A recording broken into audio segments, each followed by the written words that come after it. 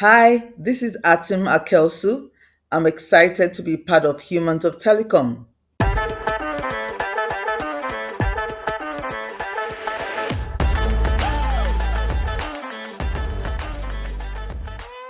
Hey everyone, a very warm welcome to Humans of Telecom, the Unplugged podcast. This is your host Anurag Aggarwal, Chief Growth Officer at Globe Teleservices.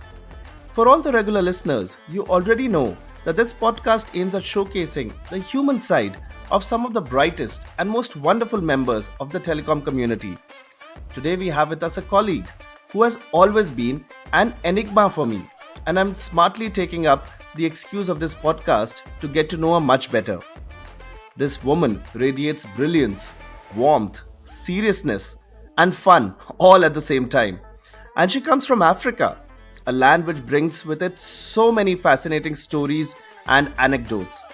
So please join me in welcoming Atim Akeh-Osu, Associate Director, Roaming and Mobility Commercials at the Ooredoo Group. Atim, welcome to the show. Thank you so much for joining in. Tell us, where are you from and where are you joining us today from?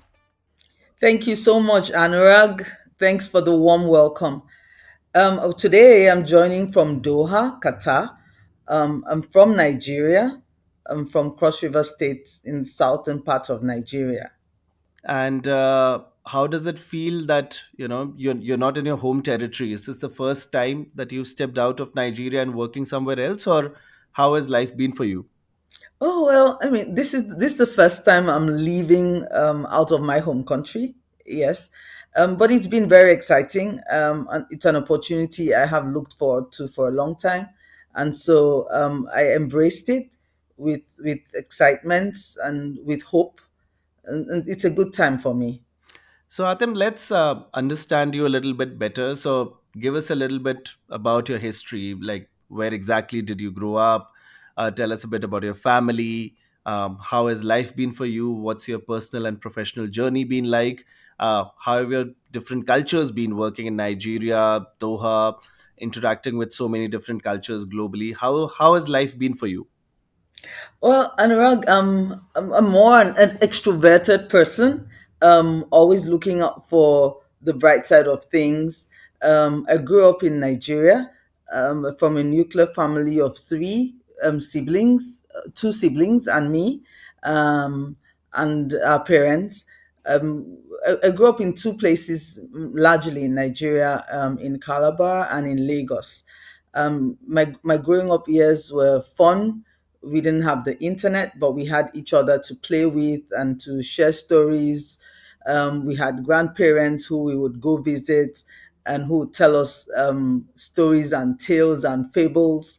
And my growing up was very exciting, very structured, because my parents would also insisted on certain levels of morals between all of us at home. But it was exciting. And then I went to school, um, passed through university, graduated, and then went into career life. So it's been pretty much very structured for me. But of course, you know how life is. On along life's way, you get to meet certain obstacles, meet certain challenges, and but you wait through them and move on with life. And what about your siblings? Are any of them also in the telecom space, and are they in Nigeria? Where are they based? No, none of them is in telecoms. Both of them live overseas as well, but no one in telecoms. We all took different paths in life, and we did different things. That's interesting. And how did Atem get into telecom then? Oh well, it's a story I've shared a couple of times, and I like to share it because it just tells you what possibilities there are in life. I started off in school, not reading nothing close to telecoms, but when I graduated, and I came out, the leading jobs at the time were the bank jobs, and I really wanted a bank job. I wanted a lot of money. The bankers were making a lot of money, and so we eyed the bank jobs. We went for the bank tests, for the interviews. We tried to get into the banks, but it was so competitive, and there were loads and loads of us waiting to get these roles, and that's about the time that the federal government of Nigeria approved telecoms licenses for two telecoms operators who came into Nigeria at the time. And so there were opportunities, new job opportunities, and I was lucky to get one of them through an application that I made early. So we were one of the first at the time to launch into the industry. And the journey since then has been very exciting. So that's interesting. I think we must thank those difficult bank exams, which which made sure that you couldn't get through easily. We would have missed Yes. our dear Atim in the telecom Uh, space, in the international roaming space. yeah. Awesome. That's interesting. So tell us, you've been in the industry for a while now. How many years has it been since you've been in the telecom space? About 22. Oh my God, Atim. I'm great. I'm a grandma in the industry. We are the dinosaurs of the industry. When I said you're an enigma, I wasn't wrong. You're absolutely a completely mysterious person. And I was hoping you'll say lesser work experience than even me, but gosh, I'm embarrassed now. I'm, It's I'm okay. talking to a senior colleague, and here I was hoping to be the senior. Well, welcome. Well, let's put it this way: between the two of us, you definitely look younger. Oh, well, thank you. That's a great compliment. Thanks. So, 22 years in the industry. Tell us at least one major impactful moment or something very memorable which has happened during a journey. Oh, that's there's this unforgettable moment, and it's being in the ROCCO 100 and actually being publicly recognized among super smart colleagues in the industry, like you and so many other people. That feeling that someone somewhere appreciates my little contribution was really exhilarating for me. The moment where we're nominated for awards and actually invited to receive those awards and given the awards, it's a memorable moment because in the lifetime of your career, you just get to be so operational, neck deep in everything you're doing, resolving issues, fighting fires, without really getting the recognition that you deserve. And so the ROCO event of 2022 was it for me. It was very impactful, very memorable for me, and I appreciate all the work that goes in there. I agree. I think that was definitely one of the more impactful and rewarding moments for me, also. And for all the listeners out here, not only was Atem a part of the Rocco 100, but she was also one of the main judges who was judging the innovation entries. And Atem, if I remember correctly, it was called the Lion's Den. Yes, he was the lion's den. And I remember going on stage and saying greetings to the lions and lionesses out here. I think fun times, definitely. Yes, sometimes. So, Yes, Atim, yes. that was more about the work side. We'll talk a little bit more on the human side now of things. So, you're from Nigeria, that you've already mentioned, but tell us a bit more about the country. Like, we hear so many stories about Nigeria. What makes Nigeria unique, and what sort of Nigerian traits does Atim exhibit as well? Oh, okay. I'm proudly Nigerian. Apart from being the most populous nation in Africa, it is largely highly commercial. Nigerians are hardworking people, raised through some of the toughest times, but still come out unscathed. And so some of the traits that I exhibit as a Nigerian are confidence, resilience, and care for one another, care for humans, care for other people. We're raised tough, we are raised smart, we're raised really confident, know what you want and go get it.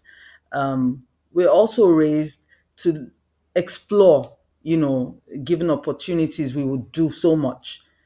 So, I mean, just growing up in Nigeria and being Nigerian, um, looking around you and seeing other things that many Nigerians have achieved and continue to achieve spurs us on to great things and even greater ones as we succeed in career. And Atim, on that cue, in India right now, we've just crossed midnight, so it's 8th of March. So, on behalf of the entire community, I'd like to wish you a very happy International Women's Day. And you're definitely an icon within the industry. So, tell me a bit more about, given all that you just said about. Thank you, Anurag. Thank you so much for being a part of our industry, Atim. And tell me that, given all that you've said about Nigeria and about opportunities and how you've taken on them, so as a woman, how has your experience been in the industry? And people talk lot about women empowerment. So, and I know that you have very strong views about this topic. So, tell us a bit more. What do you think about the industry and how women have been doing, and anything you'd like to pass on as a message to our listeners? Oh, well, there's a lot of talk about diversity, equity, inclusion, equality, in recent times. In the industry, I see that there a lot of effort as well from many organizations and C-levels, officers, to improve women representation in the industries and to give women seats at the table. But we continue to challenge the status quo. We continue to recognize the abilities of women. We continue to support inclusion of women. You know, we still think that women are largely underrepresented. In leadership roles.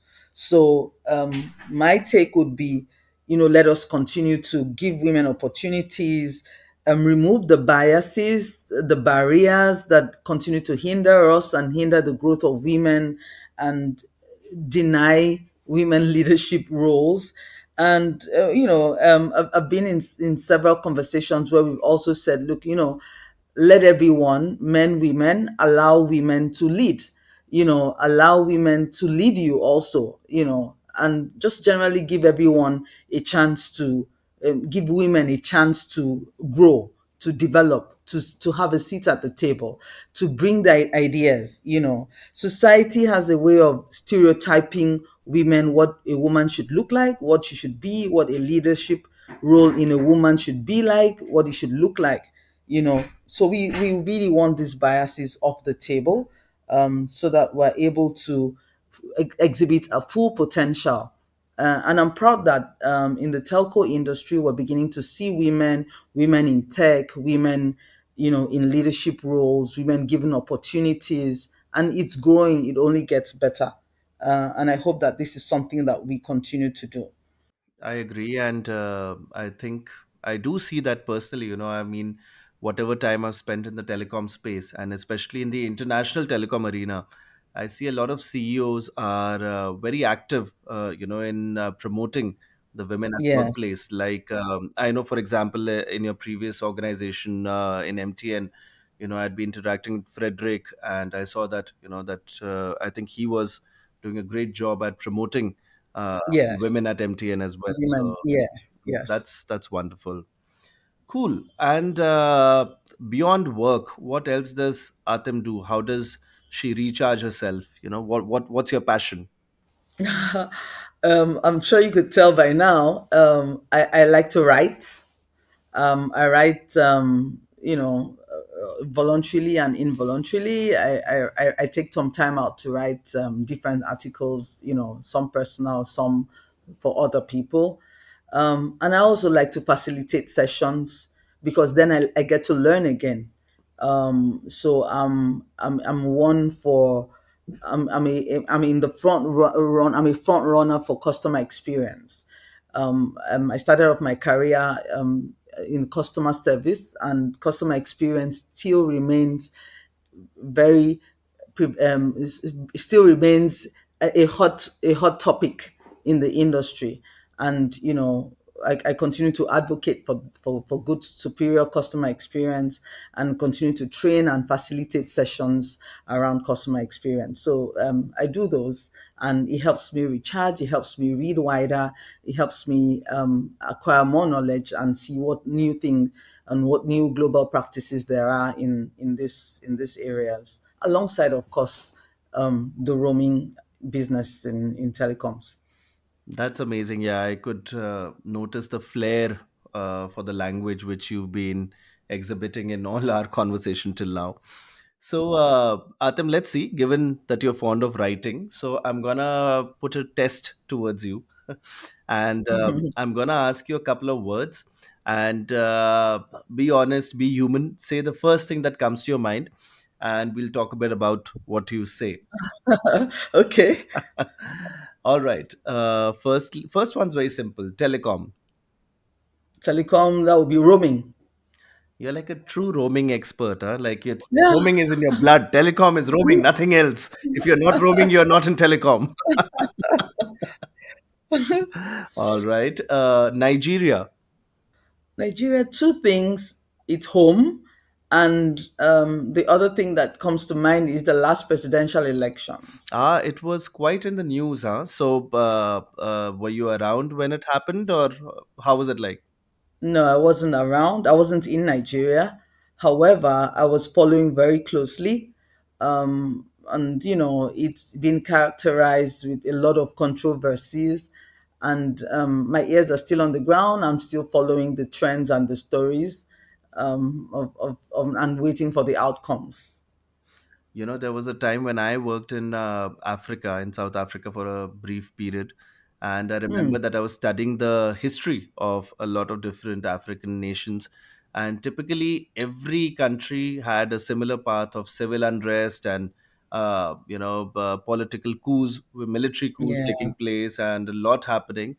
But I think in the last decade or so, one has seen a lot of improvement also, and I do hope things shape up for the better. I hope so. I hope so. Yeah. Okay. Family. Oh, happy place, my happy place, even though with many responsibilities. Family will always be my happy place. Yes. Absolutely. Best friend. I don't believe there's a best friend. I think that's putting too much responsibility on one person. Every friend plays a different role. So my friends are best friends at different times and occasions. I think that's safer. That's a that's a good one. That best friend means too much responsibility. On one person, yes. Fair enough. Okay, and the last one, what you are attending right now, podcast. A podcast, that's, well, another platform with many possibilities is what I'll say. That's what comes to mind. Yes. Absolutely. And and this podcast especially aims at bringing out the human side of people, and we're Hmm. really hoping that it's coming out through that. Yeah. Yeah. Okay. So Atam, here's another game. Tell me two truths and a lie, and I'll try and guess which is the lie out of the three. Okay, two truths and one lie. Uh-huh. Naturally, not in that order. So you can put the lie anywhere in between. So Okay. two truths which hopefully are true, but they're so shocking that I'll think that they are a lie, and also a lie. So so I'll have to guess which one of the three is a lie. Well, maybe not shocking. So this should also help you. Well, so okay, I'll go. I like coffee. I cannot drive. I'm a baker. Which do you think is the truth? Which do you think is the lie? I think the third one is a lie because I think the first two are true because I don't know why you look like a coffee person, and I don't know why I have a gut feel you don't know how to drive. So I'll go with the third one. You got it wrong. Oh, is that so? Yes, I can drive. I drive. But are you driving around now that you're based in Doha? Not yet, not yet, but I will soon. They say typically these Middle Eastern countries have a lot of restrictions, and it's not an easy one to get a license. So is that so in Yes, Doha as well? that's correct. That's correct. You have to go through some tests and then get approval to start to drive. Yes, but I haven't done that yet. But I'm sure, like everything else, it'll be a very easy one for you. Oh yes, I think so. I think so. Awesome, that's the spirit. And Atam, since you're fond of writing, what about reading? Is there any one book which you're particularly fond of? Oh yes, I mean, there's a book that stands out for me. It's my favorite book for all time, and it's "Who Moved My Cheese" by Dr. Spencer Spencer Johnson. Johnson, yeah, right. Yes, Hmm. yes, it's my favorite book for all time because there's so many life lessons to learn from that book. And for me, what was most pertinent was, the question that was asked at some point in the book. I won't spoil it for those who haven't read it, so I won't go into the details of the book. But in it, there was a question that said, "What would you do if you were not afraid?"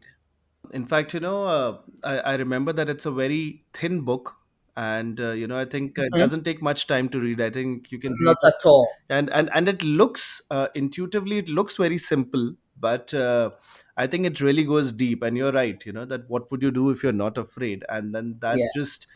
opens unlimited possibilities. It's like a paradigm shift. You're just thinking differently and approaching life differently. So I can definitely see the impact that book has had on you, ma'am. So I'm sure you really like Yes, that yes. book. And the prints are bold, so you could finish reading it in a few minutes or an hour. It just tells you how much fear has a hold on us as humans, especially when there's change required. And it speaks to us at different places of our lives, and I highly recommend it. Yeah, I think to all our listeners, I think it's a very simple, easy to read book, and as we just mentioned, that it can actually change your perspective about life. So Oh yes, yeah, absolutely, so do give it a absolutely. shot, and if you do read it, and if you do bump into Atim, which I'm sure you will in some or the other conference or meeting, Sometime, then yes. if you want to use that as a means to get the discussion started, you can start by talking about who moved her cheese. Yeah. Awesome. So, sadly, Atim, we are actually coming to the last section of this conversation. It's, I think the time has just flown by, and it's been so comfortable talking to you that Mm, I can't believe we've already crossed so many questions in our conversation. So, two final questions. The first one is that, as you mentioned, you're in the international roaming space. Uh, where can one meet Atim in the coming few months? We still have another 9 months, 9 to 10 months remaining within the year. So, which conferences are you attending? Which events are you present at? Where can one meet Atim? meets, yeah. Okay, I'll be attending the IO plenary in June, the Innovative Operators plenary session in June, and hopefully the WAS meeting in Croatia. Yeah, and I'm so happy to meet everyone who can make it then. I look forward to seeing you. But those are the two that I think are close to being sure that I'll attend. And other than that, I think one needs to fly down to Doha to meet Atim. Please, you're welcome. It's a beautiful place, so you're welcome. Yeah, I mean, it's been quite in the news because of the World Cup the last couple of months. That was such an impressive outing that Qatar had. And were you around when the matches were taking place? I think you were. Oh yes, yes, yes.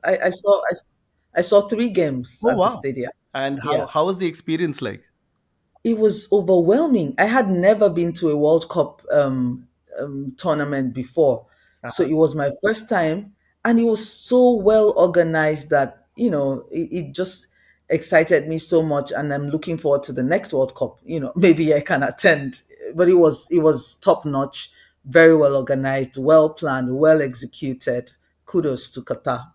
That's amazing. So you were there at the right place at the right time. Absolutely, absolutely. So, I think one final question. This is our signature question. So, what does being human mean to you? What sort of a human being would you want the world to remember you as? Well, I'd like to be remembered as kind and accommodating, someone with empathy, but at the same time audacious and firm, because in spite of all of this, I'd still want to be fearless. I still want to be a go-getter. I still want to be a driver, and still ambitious for the goals that I set. Yes. Wonderful. That's an amazing thought, and I think whoever is listening to this podcast, I'm sure they're all in their own journeys trying to be a go-getter, and it's fascinating and inspiring to listen to you, Atim, and even more so when one gets an opportunity to meet you. So I'm sure that you're doing an amazing job in inspiring people. Keep doing that. Keep getting on with stuff which you are aiming towards, and let that go-getter attitude come onto us also through your radiance.